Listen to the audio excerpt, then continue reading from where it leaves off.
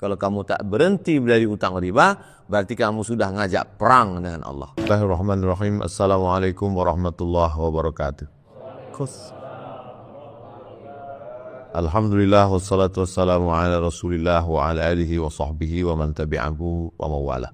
Yang pertama, saya ucapkan banyak terima kasih kepada komunitas MTR, Masyarakat Tanpa Riba, yang datang dari jauh maupun yang di Pekanbaru. Pada kesempatan ini kita bisa dipertemukan. Di sini pula ada Ketua Pembina Yayasan Tabung Wakaf Umat, Ustadz Tatang Yudiansah. Kemudian Ustadz Al-Nof Dinar LC, beliau Ketua Pengurus Harian. Kemudian Ustadz Jamal, Pengurus. Jadi hari ini kita bertemu dua komunitas masyarakat, yaitu satu masyarakat tanpa riba, artinya udah tak ada lagi utangnya, udah bersih semua. Ya, udah habis, tak tahu duit nih kemana mau diletakkan. Kemudian yang satu lagi pula masyarakat yang mengelola wakaf, Yayasan Tabung Wakaf Umat. Banyak program tapi tak ada duit. Lalu saya mempertemukannya. Berpahala kita mempertemukan dua orang yang saling memerlukan. Nah, jadi betul kata Nabi, man ahabba ayyubsata lahu fi rizqihi, siapa yang mau dilapangkan rezekinya, wa yunsa'alahu fi asarihi, mau dipanjangkan umurnya, falyasil rahimahu, hendaklah dia menyambung silaturahim. Jadi pertemuan kita ini memanjangkan umur dan memurahkan rezeki. Amin ya rabbal. Kalau ada yang berpendapat rezeki tak bisa dirubah, umur tak bisa ditambah, maka kata Syekh Muhammad Mutawalli Asy-Sya'rawi dalam kitab Al-Fatawa Al-Kubra, maknanya berkahnya bertambah. Karena ada orang punya duit 50 juta, tak ada berkahnya, habis. Ada orang punya duit 5 juta, berkah. Jadi yang kita inginkan dalam hidup ini, dalam salam kita itu, Assalamualaikum warahmatullahi wabarakatuh, barakah. Dan doa kita untuk orang nikah, barakallahu lakuma wa baraka alaikum. Untuk anak baru lahir, barakallahu laka bima a'taita. Untuk orang yang bertambah usianya, barakallahu fi umurika. Yang dimintakan itu adalah barokah. Ini poin yang pertama. Yang kedua, ayat yang paling panjang dalam Quran itu Al-Baqarah 282, ayat tentang utang. Ya ayyuhalladzina amanu, wahai orang beriman, idza tadayantum, kalau kamu menjalin transaksi bidainin, utang, ila ajalin musamma, sampailah limit waktu tertentu, faktubu, tulis. Wal yaktub bainakum kadibun bil adli, hendaklah penulisnya itu nulis dengan adil, jangan curang. Kama allamahullah, sebagaimana diajarkan Allah. Wastashhidu syahidaini min rijalikum, mesti ada dua orang saksi. Kalau tidak ada laki-laki, illam yakuna rajulaini farajulun, satu orang laki-laki, wa imra'atani, dua orang perempuan. Ayat yang paling detail dalam Al-Quran, ayat tentang utang. Al-Baqarah 282. Nabi Muhammad SAW ketika meninggal dunia, wadir'uhu marhunatun inda Yahudin bisalasina sa'an min tamrin. Nabi meninggal, baju besinya tergadai di tangan seorang Yahudi. Dia meminjam 30 sa' gandum. Satu sa' 3 kilo. 3 kali 3 berarti Nabi waktu meninggal punya utang 90 kilogram kan. Ayat paling panjang tentang hutang. Nabi meninggal masih berutang, dibayarkan oleh sahabat, ditebus baju besinya itu. Gadai menggadai berarti utang piutang. Dalam fikih ada namanya fikih salat, fikih ibadah, ada namanya fikih munakahat, fikih pernikahan, ada namanya fikih siasat, fikih politik, ada namanya fikih muamalat, fikih ekonomi. Dan salah satu cabang dari fikih muamalat itu ada namanya rahan, gadai menggadai, ada namanya mudharabah, bagi hasil, ada namanya murabahah, permodalan, ada namanya dain, utang piutang. Oleh sebab itu, kalau kita katakan tidak boleh ada utang, berarti batallah Al-Baqarah 282, batallah fikih muamalah utang, dan batallah hadis bahwa Nabi meninggalkan utang. Makanya buku ini yang huruf besar itu dijelaskan oleh huruf kecil di bawah. Saya tak pegang karena belum penyerahan. Sudah kenal utang yang besar di sini dijelaskan oleh yang kecil. Sebetulnya judul ini adalah kesalahan fatal pengusaha mengembangkan bisnis dengan hutang riba. Itu yang dimaksud. Karena kalau hanya sekedar hutang, Islam membolehkan hutang. Judul besar ini umum, dikhususkan oleh judul kecil, hutang riba. Makanya kalau orang tidak cerdas membaca judul ini, dia akan nyalahkan. Nah, itulah untungnya punya ustadz cerdas. Judul ini menjebak. Ini enggak syar'i, ini enggak tidak sesuai syariat Islam. Orang Allah aja membolehkan kok, orang Nabi aja. Betul, hutang yang mana? Utang mudharabah bagi hasil, oke. Utang murabahah permodalan, oke. Tapi hutang riba, itulah yang dikatakan Allah, fa'dzanu biharbin minallahi wa rasulih. Kalau kamu tak berhenti dari utang riba, berarti kamu sudah ngajak perang dengan Allah. Nih, judul ini mesti dijelaskan. Ini tentangnya. Tapi penjelasan tadi yang dipotong. Karena kalau dipotong nanti anggota-anggota itu, Nabi aja berutang kok. Yang dilarang itu adalah hutang riba. Ini poin kedua. Poin ketiga, mengapa orang tidak boleh berhutang riba? Karena kalau dia berhutang riba, dia tersandra. Saya kalau sampai saya berhutang riba, saya tidak akan pernah membahas tentang riba. Karena saya sudah tersandra. Kenapa saya lantang bicara? Karena saya tak ada utang. Saya tak ada utang. Jadi 11 tahun saya jadi PNS, SK saya itu tak pernah saya pakai ke bank untuk minjam. Makanya kalau ada orang judul ceramah kita malam ini adalah tentang sabar, tentang tawakal. Ustadz gimana tentang masalah riba? Jangan tanya riba tuh, jangan. Karena dia tersandra. Coba tengok doa yang diajarkan Nabi tentang hutang riba. Allahumma inni a'udzubika minal hamzni. Jauhkan itu asbabul wurud, kronologis sebab keluarnya statement doa itu kan datang ke Nabi orang berutang. Ya Rasulullah, aku ini berutang. Ajarkan aku doa, diajarkan Nabi doa itu. Allahumma inni a'udzubika minal hammi. Hammi itu galau. Karena orang berutang itu galau. Saya tak bisa menceritakannya karena saya tak pernah punya utang. Maka yang bisa cerita itu adalah bapak-bapak tadi. Maka cerita mereka ini ditulis dalam sebuah buku. Buku itu cerita saja tanpa menjudge, menghakimi dan menghukumi orang. Biarlah orang berpikir tentang itu. A cup, a chicken soup for the soul. Satu mangkok sop ayam untuk jiwa. Buku itu kalau kita baca, tidak ada mengajak orang, tak ada menyuruh orang, tak ada mengkomen orang. Dia hanya bercerita, dibiarkannya orang berpikir.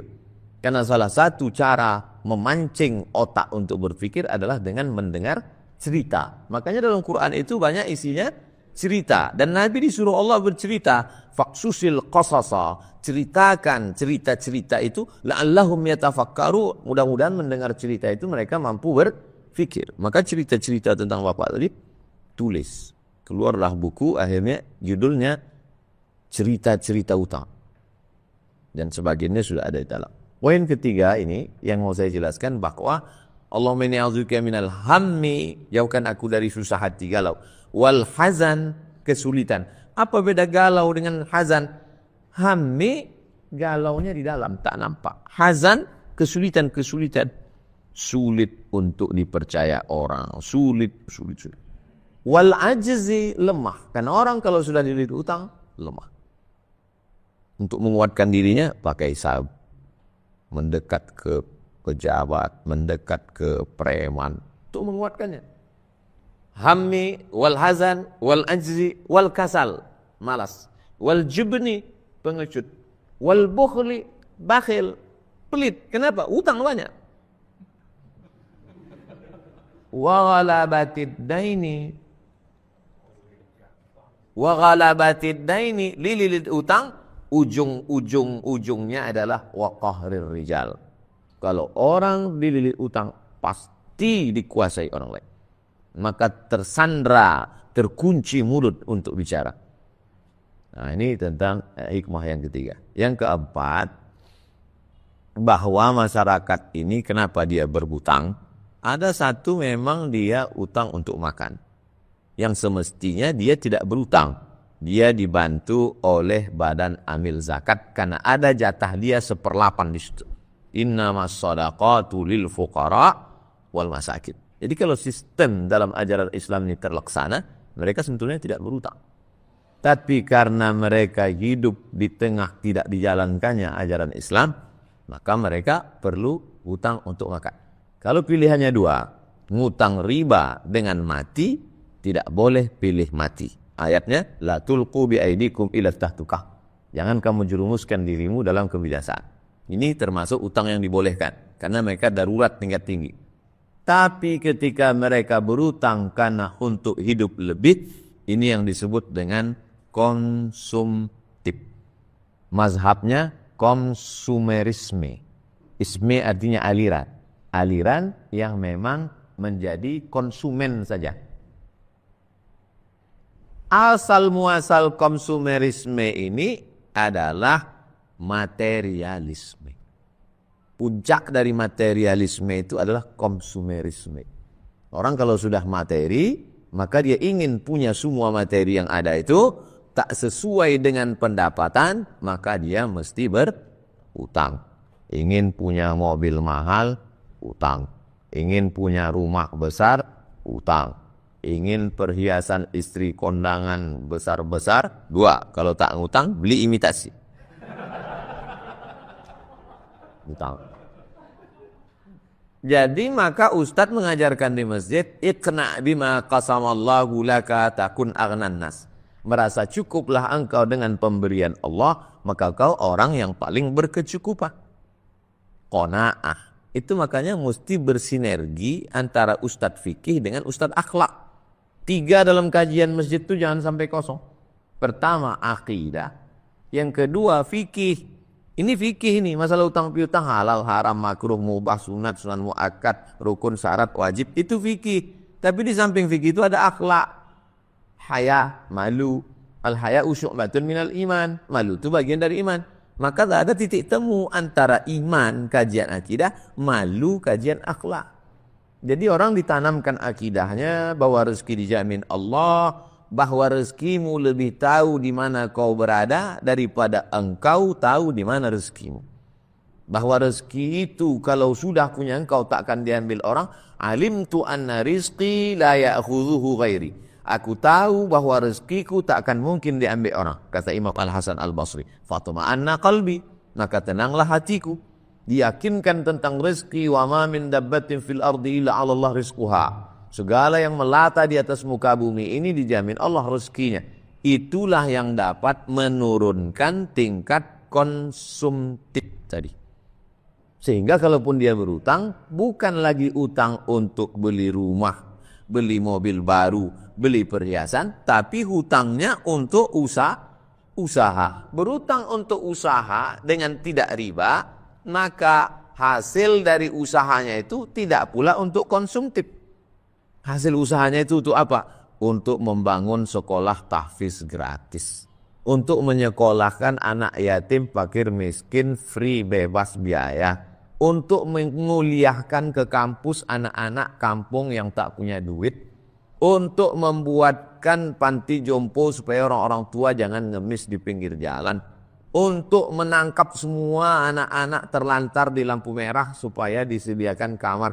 Jadi keinginan-keinginan dia itu lagi tidak obsesinya dunia, tapi obsesinya sudah akhirat oriented, pandangan akhirat. Jadi ini perlu dijelaskan, karena kalau nanti menjelaskannya sepotong, jangan berutang. Nanti umat Islam ini tidak mau berusaha dan peluang itu diambil oleh orang lain dan itu dipakai untuk merusak umat kita, merubah akidah dengan berbagai macam program-program ekonomi. Itu yang mau saya luruskan. Sahabat-sahabat sekalian, insya Allah sudah. Tapi orang yang tak faham dengan ini nanti dibengkokkannya. Sedia baca tatal tanpa utang. Kalau begitu tak usah berutang, tak usah berusaha. Makan tidur mati. Tak bisa begitu. Ini pemahaman umat ini mesti diluruskan. Kemudian yang kelima, puncaknya, saya buat 5 saja sesuai rukun Islam. Puncaknya adalah bahwa ekonomi itu bagian dari ajaran Islam. Itu paling penting.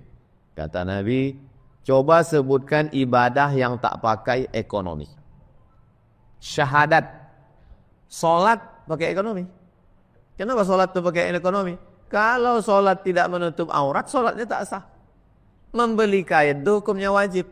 Maka mencari duit untuk membeli kain hukumnya wajib. Malah yatimul wajib lebih fahuwa wajib. Puasa itu ada buka, ada sahur. Bagaimana orang mau makan sahur, mau buka puasa kalau dia tak ada duit? Meminta-minta dalam Islam tak boleh. Orang yang minta-minta di akhirat menghadap Allah, nanti wajahnya, daging kulit wajahnya berjatuhan, berguguran. Kenapa? Karena minta-minta. Tak boleh minta. Haji, apalagi puncak dari ibadah Islam, dalam Islam ibadah haji, pakai duit. Konsumsi, transportasi, akomodasi, semua pakai duit. Syahadat Pak Ustaz, syahadat mana ada pakai duit? Orang bisa syahadat itu kan karena habis makan. Coba kalau tak makan 2 hari 2 malam. Cuma ash. Makanya kalau orang cerdas, kalau dia dengarlah hadis-hadis Nabi itu. Apa kata Ustaz membacakan hadis? Man bana masjidan, banallah mithlahu baitan fil jannah. Siapa yang bangun masjid, Allah bangunkan satu tempat untuk dia di surga. At-tajirus saduqul amin. Pedagang bisnismen yang jujur dan amanah. Wa'an nabiyyin, bersama para nabi, wassiddiqin, wasyuhada, wassalihin. Jadi kalau dia renung itu, oh kalau gitu yang masuk surga itu orang kaya-kaya aja semua. Kalau begitu saya mesti kaya, saya mesti mapan secara ekonomi. Nah oleh sebab itu maka 5 poin ini itu baru mukaddimahnya aja. Adapun berikutnya nanti tentu kita akan ketemu di momen yang lain. Ada acara seminar atau di kota lain, bisa jadi nanti di Solo, bisa jadi di tempat lain. Kita lanjutkan dialog-dialog menjelaskan dakwah ini bukan ceramah, tapi ceramah adalah bagian dari dakwah. Jadi kalau ada alumni Timur Tengah pulang enggak ceramah, jangan bilang, oh dia kok enggak berdakwah. Dia berdakwah lewat aspek lain. Mungkin dia bisnis. Bupati itu nggak perlu ceramah. Bupati itu dakwahnya dengan mengeluarkan peraturan zakat potong atas. Makanya saya risau kalau bupati kata sambutannya panjang-panjang. Karena dia nggak perlu ceramah. Dia pendek aja. Assalamualaikum, saya bupati, wali kota, gubernur. Selamat datang, terima kasih. Udah. Mereka itu yang perlunya action. Ini sekarang Ustadz mau ceramah, saya kalau udah gitu, udah habis itu baca doa pulang. Karena ceramah itu saya. Mereka itu cukup dengan tanda tangannya. Anggota dewan itu nggak perlu ceramah. Anggota dewan itu berdebat di parlemen untuk mengeluarkan perda. Perda zakat, perda berbagai macam yang terkait dengan kalau perjuangannya dengan agama. Itu jadi mesti dipahami dengan baik. Kalau tidak nanti kita menganggap setelah hijrah semua mau ceramah. Jadi dakwah sahabat-sahabat komunitas MTR adalah dakwahnya ya ini, dakwahnya terus ini. Kalaupun mau hutang juga, hutangnya tidak lagi konsumtif, tapi hutangnya mengembangkan usaha. Pertama, hutangnya itu hutang yang halal, bukan riba. Yang kedua, hutangnya itu tidak lagi untuk keinginan obsesi pribadi, tapi untuk akhirat oriented. Membangun pondok pesantren gratis. Nah itu hasil-hasil ke depan. Saya berharap, saya bermimpi, saya berdoa, mudah-mudahan komunitas ini mampu menyelamatkan umat lebih banyak lagi dari riba-ribanya insyaallah. Al-Hadhiniyah Al-Fatihah. A'udzubillahi minasyaitonir rajim. Bismillahirrahmanirrahim. Alhamdulillahirabbil alamin arrahmanir rahim maliki yaumiddin. Iyyaka na'budu wa iyyaka nasta'in ihdinas siratal mustaqim. Shiratal ladzina an'amta 'alaihim ghairil maghdubi 'alaihim waladdallin. Amin. Allahumma shalli ala sayyidina Muhammad wa ala ali sayyidina Muhammad. Allahumma inna na'udzubika minal hammi wal hazan. Jauhkan kami dari susah hati dan kesulitan. Wal ajzi wal kasal. Lepaskan kami dari sifat lemah dan malas. Wal jubni wal bukhul. Selamatkan kami dari sifat pengecut dan pelit. Wa dala'id daini wa ghalabatir rijal. Jangan sampai kami dililit hutang dan dikuasai orang lain karena hutang itu. Allahumma syrah sudurana, lapangkan dada kami. Wa yassir umurana, mudahkan urusan kami. Wa ja'alna minar rasyidin, jadikan kami orang-orang yang lurus dalam berpikir, berbicara, bertindak dan berbuat. Allahumma rzuqna rizqan halalan thayyiban mubarakan fi. Berikan kami rezeki yang halal, yang barakah, supaya kami bisa menolong agamamu dengan harta kami, ya Allah. Allahumma aghnina bihalalika an haramik. Cukupkan kami dengan yang halal, sehingga kami tak perlu lagi mencari-cari yang haram. Allahumma dafa'an al-ghala wal waba wal fahsya wal riba wal zina. Selamatkan kami, negeri kami, bangsa kami dari malapetaka, bencana, musibah, riba, zina, narkoba, wabah, bil khusus wabah COVID ini segera berakhir supaya usaha bisa maju, ya Allah. La tada'lana fi maqamina hadha wa fi sa'atina hadhihi dzamban illa ghafartah. Keluar kami dari majlis ini, segala dosa-dosa kami diampuni. Wala aiban illa satartah, segala aib cacat kami tutupi, ya Allah. Wala maridhan illa syafaitah, ada yang sakit, sembuhkan dari segala penyakitnya. Wala musafiran illa wasaltah, yang musafir sampaikan ke tujuan dengan selamat. Wala dainan illa qadaitah, yang masih terlilit hutang, bantu supaya terlepas dari hutang piutang. Wala hajatan min hawaijid dunya wal akhirati laka ridha wa lana fiha salah. Segala hajat dunia, hajat akhirat, ridha engkau terhadap hajat itu dan baik hajat itu untuk kami, illa qadaitaha, maka tolong kami supaya dapat menunaikannya, ya Allah. Rabbana fil lana dzunubana, ampunkan dosa kami, wali abaina, ayah kami, wali ummahatina, ibu kami, wali ikhwanina, saudara-saudara kami, wali man hadarana, semua yang hadir di majlis ini. Wa sallallahu ala sayyidina wa maulana Muhammad wa ala alihi washabihi wasallam walhamdulillahi rabbil alamin. Taqabbalallahu minkum inna minkum taqabbal ya karim. Terima kasih, mohon maaf. Itu yang dapat saya sampaikan. Mudah-mudahan silaturahim kita terus tersambung. Wassalamualaikum warahmatullahi wabarakatuh.